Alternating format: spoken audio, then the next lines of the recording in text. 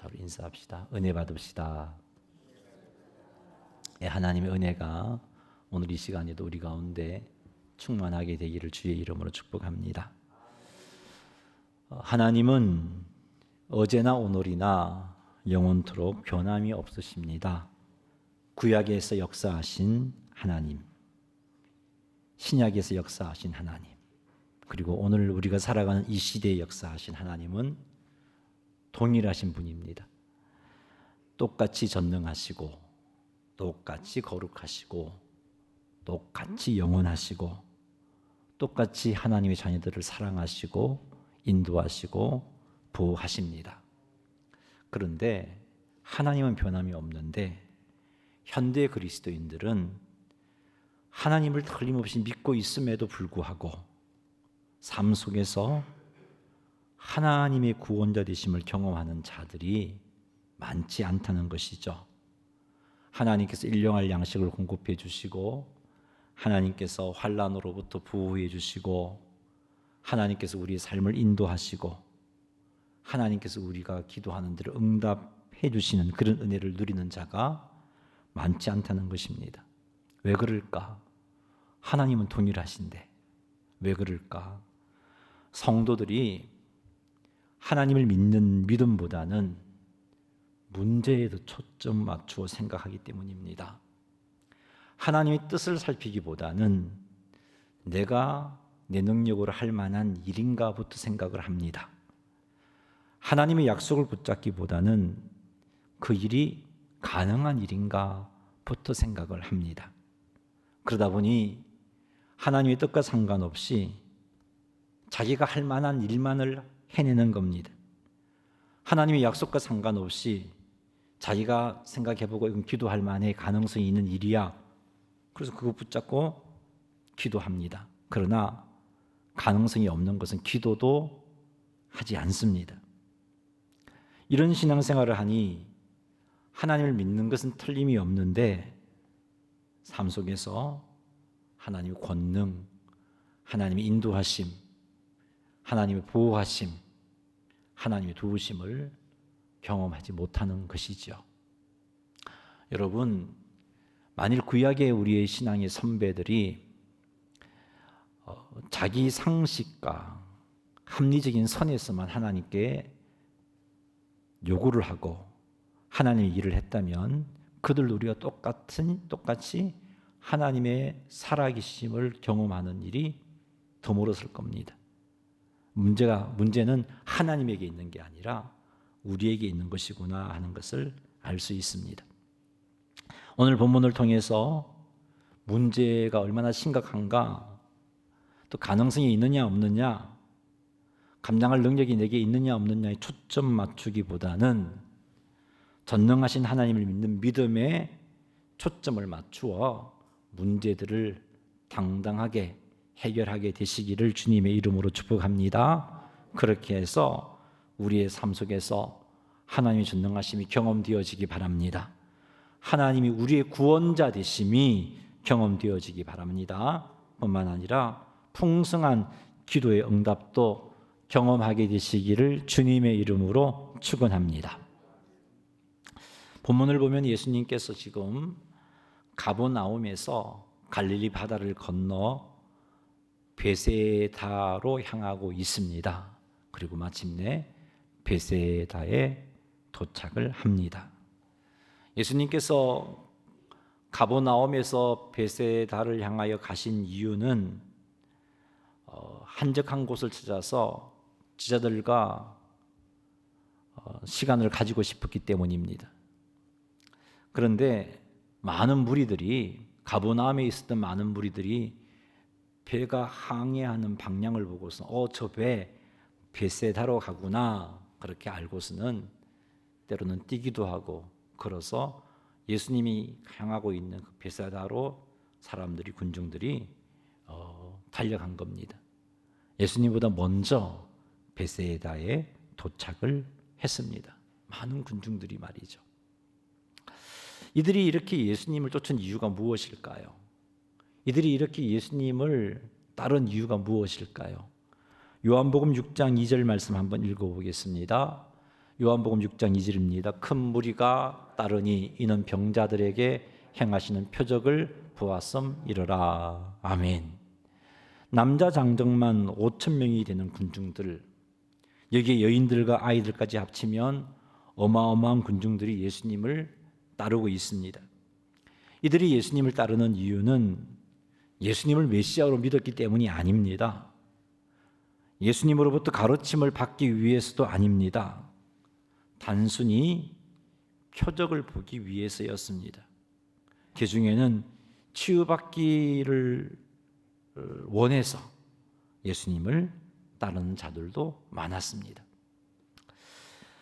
이렇게 자신들의 호기심, 치유 목적, 이런 목적으로 예수님을 추종하는 경우에는 예수님의 말씀이나 예수님의 가치관이 자기들과 맞지 않으면 쉽게 예수님에게서 떠나버리게 되어 있습니다. 이들 군중도 마찬가지입니다. 남성만 5천 명, 거기 여성들, 아이들까지 합치면 어마어마한 숫자들의 군중이 모여 있는 거죠. 그랬던 그들도 예수님 앞에 나와서 정말 열심히 쫓았던 그들도 예수님의 가르침을 이해할 수 없으니까 어떻게 저런 말을 할 수 있냐? 예수님의 가치관을 수용할 수 없으니까 그들은 예수님을 떠나게 됩니다. 요한복음 6장 66절 말씀을 같이 한번 읽어보겠습니다.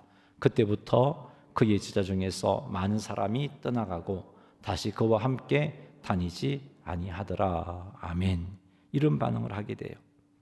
예수님의 가르침이 자신들의 가치관과 달랐기 때문에, 예수님의 가르침을 이해하지 못했기 때문에 이들은 예수님을 떠나버렸던 겁니다. 그들이 예수님을 추종했던 목적이 뭔가 문제가 있었기 때문입니다. 우리가 예수님에게 나온 이유가 무엇인가 겸손하게 한번 생각해 보시기 바랍니다. 예수님의 높은 도덕적인 수준, 그 도덕률을 배우고 싶어서, 아니면 예수님의 그 사랑과 희생이 숭고해서, 아니면 예수님을 통해서 나의 필요를 체험받고 싶어서, 이런 이유로 예수님을 따르게 된다면 예수님의 권능과 예수님의 구원과 예수님의 인도와 예수님의 보호하심을 경험하지를 못합니다. 그리고 예수님의 가르침이 내 가치관과 다르면 더 이상 추종하기가 힘듭니다. 이런 목적을 가지고 예수님을 따라왔는데 자신의 목적에 부합되지 않으면 예수님을 떠날 수밖에 없는 것이죠. 사랑하는 성도 여러분, 예수님께서 우리의 구원자 되심을 믿으시기 바랍니다. 예수님께서 우리를 구원하시기 위하여서 하나님께서 우리에게 보내주신 유일한 구원자로 믿으시기 바랍니다. 예수님께서 우리의 모든 죄를 사하시기 위하여 십자가 위에서 죽으시고 우리의 구주가 되심을 믿으시기 바랍니다. 예수님께서 하나님이심을 믿으시기 바랍니다. 이런 믿음으로 예수님을 따르시기를 주님의 이름으로 축원합니다. 이런 믿음으로 예수님을 따라야 예수님의 말씀이 어려워도 예수님을 떠나지 않습니다. 때로는 예수님의 가르침이 나의 가치관과 달라도 예수님을 떠나지 않고 내 가치관을 고칠 수 있습니다. 때로는 예수님을 따름에도 불구하고 고난을 만나도, 어렵고 힘든 일을 만나도 이런 믿음이 있으면 그 고난 가운데 예수님을 의지하지 예수님을 떠나지 않습니다. 그리하여 마침내 하나님의 능력을 경험하고 하나님이 나를 도우시고 인도하시고 보호해 주시는 은혜를 경험하게 되는 거죠. 구약의 하나님, 신약의 하나님, 나의 하나님이 똑같은 분임을 경험하게 되는 것입니다. 그러니 사랑하는 성도 여러분, 예수님을 우리의 구원자로 주님으로 온전히 믿는 믿음으로 예수님을 쫓으시기를 주님의 이름으로 축복합니다. 예수님께서 베세다에서 산에 오르사 제자들과 함께 앉으셨습니다. 자, 히브리인들에게 있어서 가르치는 자세는요, 바로 앉는 거예요. 스승이 앉는 거예요. 예수님이 그 산에서 앉으셨다는 것은 그냥 단순히 쉬기 위해서 앉으신 게 아니고 소풍 나온 게 아니란 말이죠. 예수님이 그들을 가르치기 위해서 앉으셨음을 알 수 있습니다. 가버나움에서 베세다로 온 목적이 제자들과 함께 조용한 시간을 가져서 그들을 가르치기 위해서였구나 하는 것을 우리는 알 수 있습니다. 이때가 공생의 세 번째 유월절이 가까워지고 있는 때입니다. 그러니 이미 제자들은 예수님과 함께 2년 이상 예수님과 함께 하면서 말씀을 배웠던 자들입니다. 2년 이상 예수님과 함께 하면서 예수님이 행하시는 표적도 보았고 이적도 보았던 자들입니다. 그래서 제자들은 예수님에 대해서 이제는 바른 믿음의 고백을 할 수 있어야 될 때인 거죠. 2년이라는 시간 동안 예수님과 동고동락했잖아요. 2년이라는 시간 동안 예수님에게서 배웠잖아요. 먹고 자고 함께 하면서. 우리들처럼 하루에 몇 시간만 함께하고 집에 가서 쉬었던 게 아니고 이들은 예수님과 함께 했어요. 심지어 자는 시간까지 함께 했단 말이죠. 그리고 2년이라는 시간이 짧은 시간이 아니란 말이에요. 그 시간 동안 예수님에게서 말씀을 배웠고 그 시간 동안 예수님이 가르치는 것을 통해서 예수님이 하나님이신 것을 도전받았고 그리고 그 가르침을 통하여서 예수님이 하나님이시라는 것을 도전받은 것뿐만이 아니라 예수님이 행하시는 표적과 이적을 통하여서도 예수님이 하나님이심을 도전받았단 말이죠. 그렇다면 이들은 예수님에 대해서 예수님은 하나님의 아들이십니다라는 고백을 할 수 있어야 될 때입니다. 예수님께서 하나님께서 보내신 메시아라는 고백을 할 수 있어야 했습니다. 예수님께서 하나님께서 보내신 유일한 구원자요, 예수님이 하나님이시다라는 고백을 할 수 있어야 했습니다. 그런데 제자들은 아직도 예수님에 대하여 바른 신앙 고백을 소유하지 못하고 있습니다. 이런 사실을 아신 예수님께서는 이렇게 틈만 나면 제자들을 가르치신 것이죠. 그들에게 바른 믿음을 심어주기 위해서, 제자들의 바른 믿음을 위해서 끊임없이 예수님은 가르치고 또 양육하셨던 겁니다. 사랑하는 성도 여러분, 우리를 향한 하나님의 마음이 이렇습니다. 우리의 믿음의 수준을 아시는 하나님께서 우리의 믿음의 성장을 위해서 하나님께서 환경을 이끌어 가시고 섭리하고 계십니다. 말씀을 듣게 하시고 말씀을 읽게 하십니다. 말씀을 듣고 읽는 가운데 말씀을 깨닫게 해주십니다. 때로는 우리의 믿음의 성장을 위해서 환난도 허락하기도 하십니다. 때로는 놀라운 능력도 경험하게 하십니다. 왜 이렇게 하시는가? 하나님께서 우리의 믿음이 온전해지기를 원하시기 때문에 그런 것이죠. 사랑하는 성도 여러분, 하나님의 이런 마음을 기억하시기 바랍니다. 우리의 믿음의 성숙을 위해서 일하시는 하나님을 열심히 기억하시기 바랍니다. 이런 하나님의 마음을 알아서 우리의 믿음이 자랄 수 있도록 노력하시기 바랍니다. 우리의 믿음이 성장할 수 있도록 노력하시기 바랍니다. 믿음은 어떻게 생긴다고 말씀하고 계십니까? 하나님 말씀을 보니까 말씀을 들음으로 믿음이 생기는 거라고 말씀하고 있어요. 자, 그렇다면 우리의 믿음이 자라도록 노력하는 것, 우리의 믿음이 성숙하도록 노력하는 건 어떤 것일까요? 말씀을 가까이 하는 일이겠죠. 힘써 성경을 읽고 힘써 말씀을 듣는 일이겠습니다. 성경 공부를 할 기회가 있다면 열심히 성경 공부를 하는 것입니다. 고난이 찾아왔을 때는 이것을 통해 우리의 믿음이 성장할 수 있도록 더욱더 하나님을 의지하는 것입니다.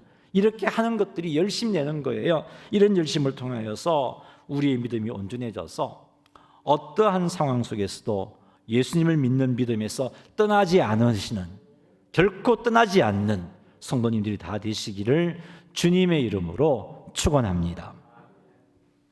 예수님께서 산에서 제자들을 가르치고 계시는데 수많은 군중들이 예수님에게로 오고 있는 겁니다. 예수님은 이들이 단순히 예수님께서 행하신 표적을 보고 오는 이들이라는 다 아셨어요. 수많은 군중들이 예수님에게 찾아오는데 예수님을 메시아로 믿기 때문이 아니라 표적 보고 호기심 때문에 오는 것인 줄 아셨어요. 자신들의 뭔가를 체험받기 위해서 오시는 것인 줄 아셨어요. 그럼에도 불구하고 예수님은 그들을 향하여서 분노하지 아니하셨어요. 그들을 긍휼히 여기셨습니다. 가버나움에서 걸어서 베세다까지 쫓아온 그들을 얼마나 피곤했겠어요. 그들의 피곤함도 아셨고 그들의 배고픔도 아셨습니다. 그래서 예수님은 목자 없는 양 같은 모습 때문에 불쌍하게 보였고 그들을 불쌍히 여기셨어요. 그래서 예수님께서는 그들의 배고픔을 해결해 주시려고 예수님은 마음을 먹으셨습니다. 그래서 그들에게 떡을 주시고자 예수님은 수많은 군중에게 떡을 먹이시기 위해서 작정을 하시고 그 사실을 빌립에게 말씀하시며 빌립에게 이렇게 물으십니다. 빌립아, 우리가 어디서 떡을 사서 이 사람을 먹이겠느냐라고 물으셨습니다.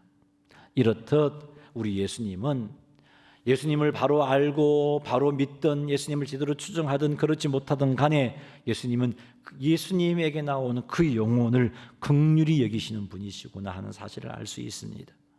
제대로 예수님을 메시아로 고백하지 못하고 자신의 유익을 위해서 쫓고 있는 무리지만 그럼에도 불구하고 예수님 그 영혼을 긍휼히 여기셨습니다. 이런 예수님의 긍휼을 우리는 기억해야 합니다. 그리고 예수님의 제자인 우리는 예수님의 그 긍휼을, 이런 긍휼을 우리도 베풀어야 합니다. 물론 우리의 의지만으로 예수님의 긍휼을 베푸는 일은 되지 않습니다. 어려운 일이에요. 우리의 의지만으로는 어려운 일이라고 표현하기보다는 불가능한 일이에요. 하지만 이 일은, 우리들이 예수님의 긍휼을 베푸는 일은 진짜 불가능한 일이냐? 아니에요. 불가능하다면 우리에게 이런 도전도 없을 겁니다. 가능한 일이에요. 어떻게? 우리의 의지로는 불가능하지만 우리가 성령 충만하여 성령님께 붙잡힌 바 되어서 그분을 따라갈 때 부족한 우리들이 예수님의 긍휼을 베푸는 삶을 살아갈 수가 있는 겁니다. 그것을 통해서 우리가 예수님께 속하였음을 보여주어야 하고, 세상 사람들에게 그것을 통해서 예수님의 긍휼을 흘러가도록 해야 되는 것입니다. 그러기 위해서 날마다 성령 충만함을 사모해야 되고, 날마다 성령 충만함을 유지해야 되고, 그리하여야 주님의 긍휼을 본받아서 우리도 긍휼을 베풀 수가 있는 겁니다. 사랑하는 성도 여러분, 긍휼을 베푸시는 여러분 되시기를 주의 이름으로 축복합니다. 내게 아무런 유익을 주지 않는 자라 할지라도 그들이 어려움을 겪고 있는 모습이 여러분의 눈에 띈다면 그들을 긍휼히 여기시기 바랍니다. 아니, 나를 힘들게 하는 자라 할지라도 그들이 어려움 중에 처해 있다면 그 영혼들을 긍휼히 여기시기 바랍니다. 우리 주변 사람들을 긍휼히 여기는 삶을 살아서 우리에게서 예수님의 모습이 나타나도록 그렇게 하나님께 영광을 돌리시는 성도님들이 다 되시기를 주님의 이름으로 축원합니다.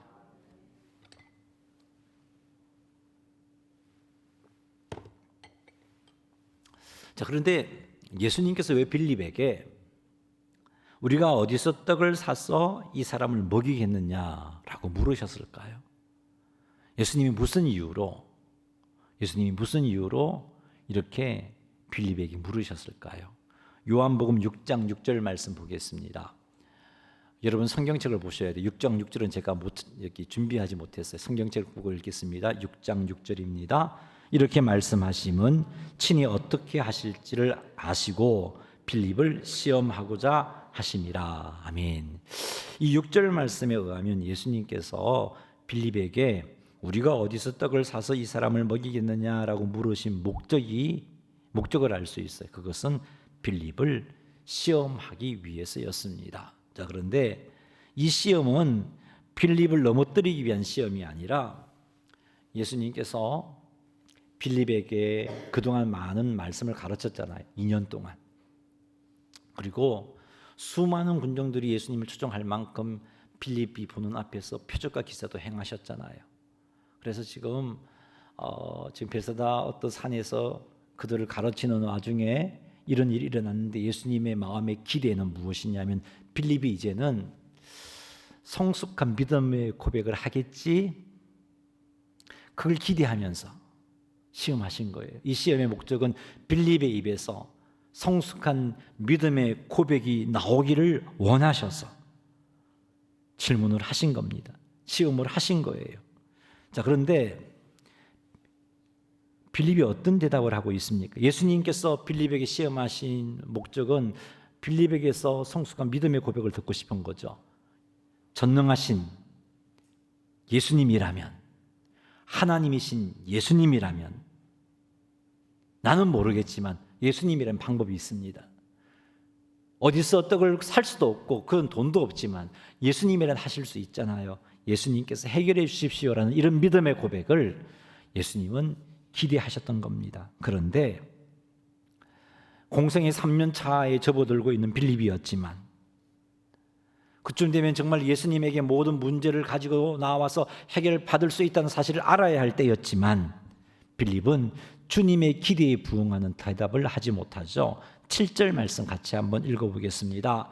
빌립이 대답하되 각 사람으로 조금씩 받게 할지라도 200데나리온의 떡이 부족하리이다. 아멘. 각 사람으로 조금씩 받게 할지라도 200데나리온의 떡이 부족합니다 라고 대답합니다. 이게 200데나리온은요 적은 돈이 아니에요. 그 시대에 성인 남자의 하루 품삯이 1데나리온입니다. 그렇게 보면 이 성인이 아무것도 먹지 않고 열심히 일한 품삯을 200일 동안 모아야 되는 금액이니까 작은 돈이 아니죠. 큰 돈이란 말이에요. 그렇게 큰 돈이 있다 할지라도 그 돈 갖고는 풍족하게 먹일 수가 없어요. 200데나리온이 있다 할지라도 조금씩밖에 나눌 수가 없는, 소량밖에 나눌 수 없는, 소량밖에는 분배할 수가 없다는 말을 지금 빌립이 한 겁니다. 빌립이 각 사람으로 조금씩 받게 할지라도 200데나리온의 떡이 부족합니다라는 표현을 했지만 그 표현 이면에 빌립이 진짜 말하고 싶은 말은 어떤 겁니까? 빌립이 진짜 말하고 싶은 것은 예수님, 이건 불가능한 일이에요. 이 말하고 있는 거예요. 그 말하고 싶어서 지금 이 말씀을 하고 있습니다. 어찌 빌립이 이렇게 부정적인 대답을 했을까요? 지금까지 예수님과 함께하며 예수님께서 행하시는 이적과 표적을 목격했음에도 불구하고 2년 이상 예수님에게서 직접 가르침을 받았음에도 불구하고 예수님을 곁에서 지켜보았음에도 불구하고 어떻게 해서 빌립은 아직도 예수님에게 이 문제를 맡기지 못하고 있는 것일까요? 그것은 빌립이 예수님을 믿는 믿음보다는 현실에 초점을 맞추어서 생각했기 때문입니다. 이렇게 많은 사람 어떻게 먹일 수 있냐? 이런 거죠. 그런 돈이 우리에게 어디에 있냐? 200데나리온의 돈을 예수님이 가지고 다니시겠어요? 제자들이 가지고 다니겠어요? 없단 말이에요. 그런 돈이 어디에 있냐? 우리에게는 그런 돈도 없고 돈이 있다 할지라도 그 돈 가지고 일순간에 이 수많은 사람을 먹일 수 있는 떡을 준비해 놓은 가게가 어디 있겠냐? 이런 겁니다. 이렇게 현실에 초점을 맞추니까 이 불가능한 일이에요. 이렇게 현실에 초점을 맞추니까 예수님 이건 할 수 없는 일이에요 라고 밖에 대답할 수가 없었던 겁니다. 사랑하는 성도 여러분, 예수님을 믿는 믿음이 없다면 현실에 초점을 맞추어 생각할 수밖에 없습니다. 문제에 초점을 맞추어 생각할 수밖에 없습니다. 이게 내가 가능한 일인가? 내게 그런 능력이 있는 일인가? 그렇게밖에 생각할 수밖에 없습니다. 이렇게 되면 우리의 능력, 우리의 경험으로 현실의 문제를 해결하고자 합니다. 그리고 우리의 능력 밖의 문제에 대해서 이건 할 수 없는 일, 못하는 일 제껴버리니까 하나님의 도우심을 기대하지 않는 거죠. 그것이 주님의 뜻인지 아닌지도 생각하지 않습니다. 어떤 문제가 주어졌는데 생각합니다. 이게 내가 할 수 있는 일인가? 할 수 없는 일이야. 제낍니다. 이게 하나님의 뜻일까? 내가 해야 되는 일일까? 아니요. 생각하지 않습니다. 내가 할 수 없는 일, 내 능력으로, 내 상식으로는 불가능한 일 제껴버립니다. 하나님의 뜻 생각하지 않는 겁니다. 이런 자세로 하나님을 섬기니 하나님 살아계심의 능력을 경험하지를 못하는 겁니다. 이런 자세로 하나님을 섬기니 믿음의 역사를 경험하지 못하는 겁니다. 왜 그렇습니까? 이런 자세로 하나님을 섬기는 사람은 그가 행하는 일은 어떤 일을 행합니까? 자기가 할 수 있는 일만 합니다. 자기가 할 수 있는 일만 해놓으니까 이게 하나님의 도우심으로 한 일인지 내 능력으로 한 일인지 헷갈리는 거예요. 여러분, 우리가 믿음으로 하더라도 우리는 참 아직까지 참 못된 기질이 있어서 이게 하나님의 도우심으로 믿음으로 일을 이루어 놓았지만 우연하게 이렇게 이루어졌겠지, 자꾸 그런 생각을 하는 존재가 아닙니까? 그런데 내 능력에 합당한 일을 해놓고서는 하나님이 도우심으로 일을 했다기보다는 내 능력이 했다는 생각을 하기 십상입니다. 그러니 이런 신앙생활을 하는 사람은 하나님의 도우심을 경험하지를 못하는 겁니다. 하나님이 도우셔도 그것이 그 도우심이 하나님의 도우심이라는 사실을 알지를 못하는 거죠. 현대 그리스도인들이 어쩌면 이런 신앙생활을 하고 있을런지 모르겠어요. 사랑하는 성도 여러분, 문제에 초점을 맞추어서 생각하지 말고 우리의 구주 예수님께 초점을 맞추어 생각하시기 바랍니다. 사랑하는 성도 여러분, 현재의 상황에 초점을 맞추어서 생각하지 말고 우리 구주 예수님께 초점을 맞추어 생각하시기 바랍니다. 내 능력에 초점 맞추어 생각하지 말고 예수님께 초점 맞추어 생각하시기 바랍니다. 그리고 주님의 뜻이라면 믿음의 결단을 하십시오. 주님의 뜻이라면 내가 할 수 있는 일이냐 없느냐 이건 내려놓고 믿음의 결단을 하시기 바랍니다. 우리 하나님께서 우리에게 원하시는 바가 바로 이것입니다. 이렇게 할 때 우리는 하나님의 전능하심을 경험하게 됩니다. 하나님의 인도하심과 보호하심을 경험하게 됩니다. 하나님께서 우리의 구원자가 되시구나 하는 사실을 경험하게 됩니다. 사랑하는 성도 여러분, 그러니 철저히 예수님을 믿는 믿음으로 생각하십시다. 예수님을 믿는 믿음에 초점을 맞추십시다. 내가 할 만한 일이냐를 생각하기 전에 그것이 주님의 뜻일까부터 생각해 보십시오. 어떤 일을 해야 될 상황이 주어졌어요. 그때 과연 이것이 주님의 뜻일까부터 생각하란 말이에요. 이게 내가 할 수 있는 일일까? 내가 이 일을 할 만한 능력을 가지고 있는가? 이걸 생각하지 마시고 이게 주님의 뜻일까부터 생각하시기 바랍니다. 그리고 그것이 하나님의 뜻이라면 내 능력 밖의 일이라 할지라도 하나님의 구원자 되심을 믿고 하나님의 전능하심을 믿고 하나님의 도우심을 믿고 하나님의 인도하심을 믿고 믿음의 결단을 행하시기 바랍니다. 그리하면 우리도 경험할 수 있습니다. 하나님의 도우심을 경험할 것이고 하나님의 전능하심을 경험할 것이고 하나님의 인도자 되심을 경험하게 될 것입니다. 이런 풍성한 경험이 우리 가운데 충만하게 되기를 주님의 이름으로 축원합니다. 8절과 9절 말씀도 읽어보겠습니다. 제자 중 하나 고 시몬 베드로의 형제 안드레가 예수께 여짜오되 여기 한 아이가 있었어 보리떡 5개와 물고기 2마리를 가지고 있나이다. 그러나 그것이 이 많은 사람에게 얼마나 되게 사옵나이까. 아멘. 오늘 본문에 등장하는 또 다른 제자가 안드레입니다. 안드레는 베드로의 형제이지요. 안드레는 예수님께 한 아이가 보리떡 5개와 물고기 2마리를 가지고 있다라고 보고를 합니다. 왜 보고했을까요, 안드레가? 왜 보고했을까요? 안드레가 이 보리떡 5개와 물고기 2마리로 무엇 하겠느냐? 아무것도 할 수 없어. 이것이 무슨 소용이 있을까라고 생각했다면 보고할 리가 없겠죠. 예수님에게 이것을 보고했다는 것은요, 예수님에게 뭔가 이것을 말씀드리면 뭔가 방법이 있겠다는 생각을 안드레가 했기 때문입니다.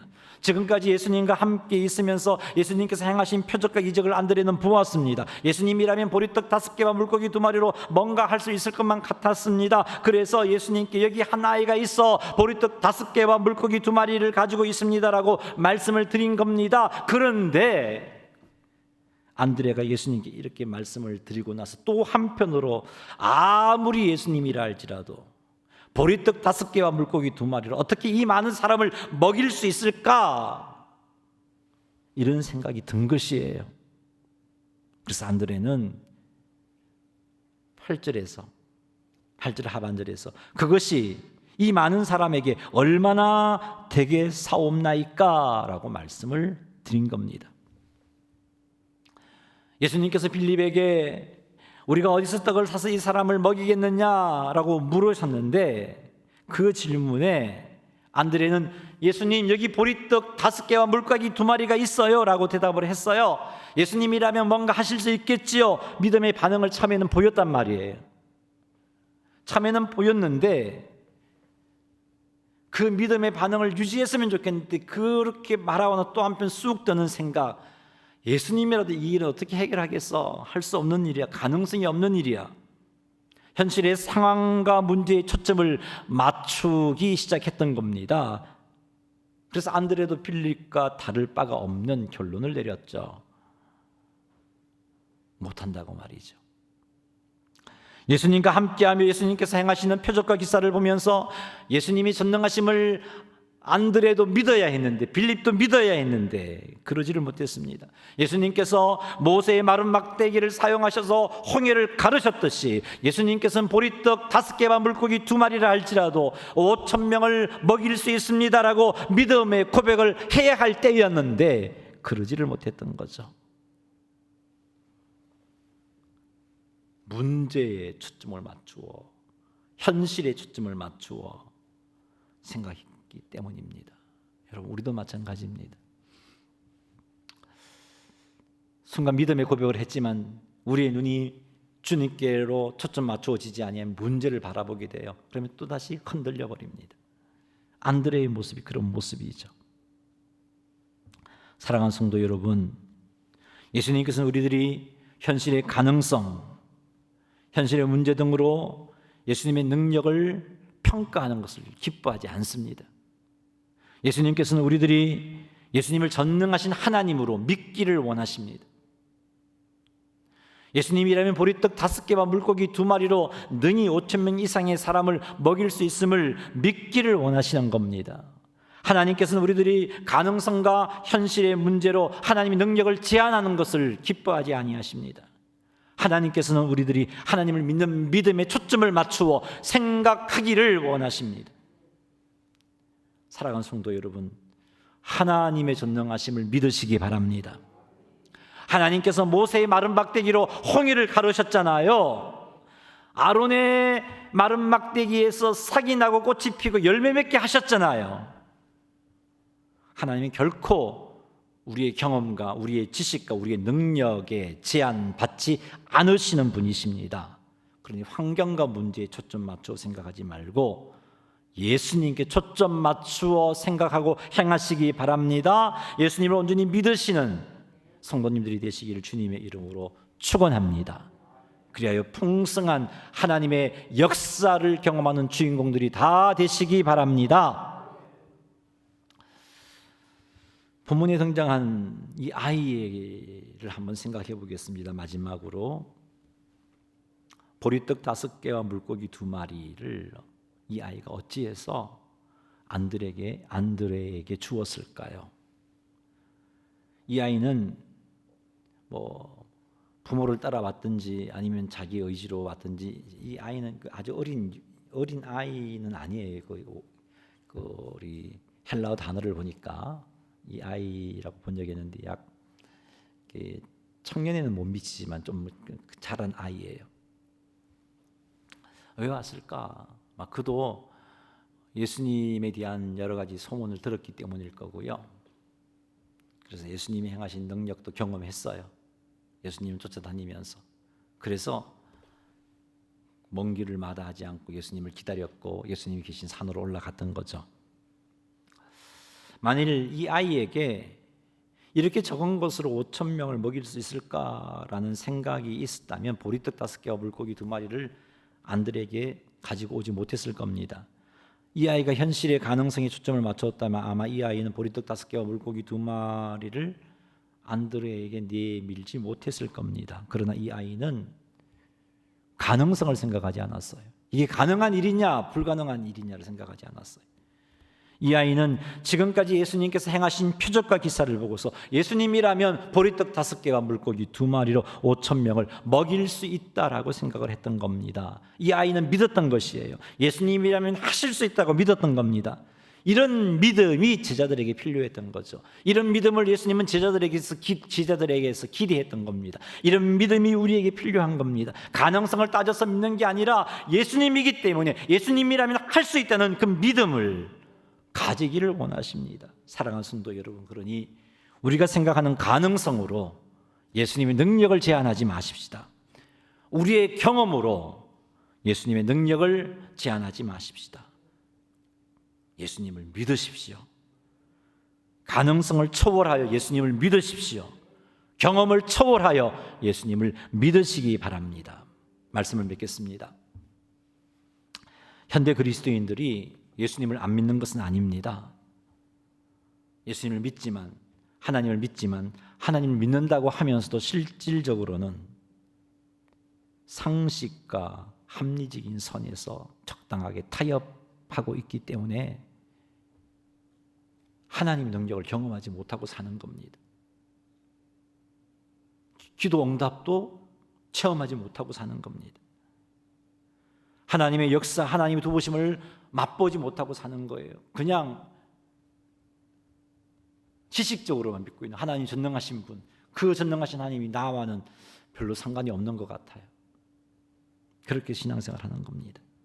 사랑하는 성도 여러분, 상식과 합리적인 생각으로 인하여 하나님을 믿는 믿음의 결단조차 하지 않으시는 그런 일이 없기를 바랍니다.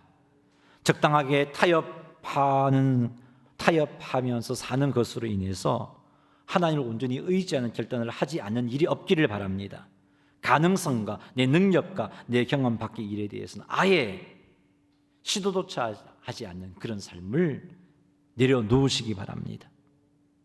문제가 생기면 우선은 하나님의 뜻이 무엇일까부터 생각해 보십시다. 여러분의 기도의 제목이 생기면 하나님의 뜻이 무엇일까부터 생각하십시오. 여러분에게 할 일이 생기면 하나님의 뜻이 무엇일까부터 생각하십시오.